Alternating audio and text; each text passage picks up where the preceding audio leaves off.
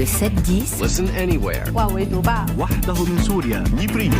sur France Inter. Géopolitique, bonjour Pierre Aski. Bonjour Nicolas. Pierre, vous vous intéressez ce matin au bilan de la guerre en Ukraine. Le nombre de victimes est l'un des secrets les mieux gardés de part et d'autre de la ligne de front en Ukraine. Une étude publiée par le Wall Street Journal évalue à 1 million de victimes, morts et blessés, le bilan total de 2 ans et demi de guerre.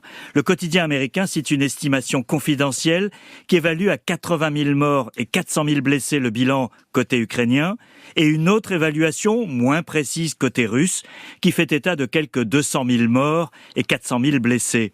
Plus d'1 million de victimes mortes ou blessées, c'est plus que tout autre conflit sur Terre actuellement, et ça aura des conséquences démographiques et psychologiques durables sur les deux pays.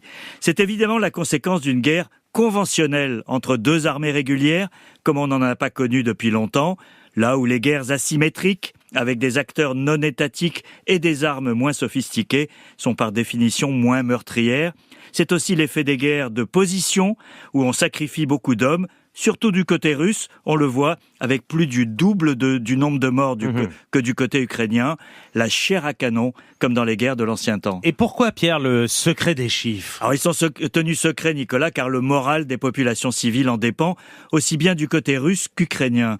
On a vu d'ailleurs des changements de personnel et de stratégie du côté de Kiev après des batailles jugées trop coûteuse en vie humaine. Idem en Russie où Vladimir Poutine ne veut surtout pas que le coût humain ou économique de son aventure en Ukraine ne devienne sujet de débat.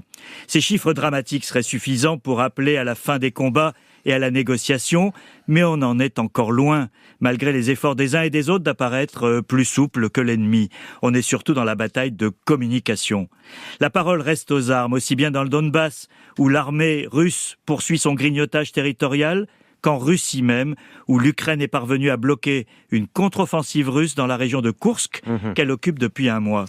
On parle pourtant, Pierre, beaucoup de négociations. Oui, mais la voie négociée n'est pas réaliste tant que l'un ou l'autre des protagonistes pense qu'il peut l'emporter.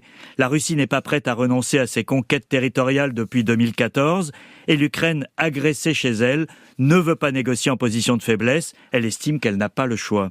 Tout ceci pourrait changer après l'élection présidentielle américaine le 5 novembre. L'Ukraine pourrait perdre le soutien américain. Le colistier de Donald Trump, J.D. Vance, vient de dévoiler un plan de paix qui ressemble en tout point au diktat du Kremlin. La possible bascule du rapport de force mondial explique le fait que les combats font rage actuellement et que ça se poursuivra jusqu'à l'hiver. Elle explique aussi pourquoi l'Ukraine fait le forcing pour obtenir les armes qui lui permettraient d'être en meilleure position et que lui refusent les Occidentaux. Le bilan abyssal de cette guerre, tel que l'évalue le Wall Street Journal, offre une toile de fond bien sombre à un conflit devenu un test de puissance pour un ordre mondial à venir. Merci Pierre Aski.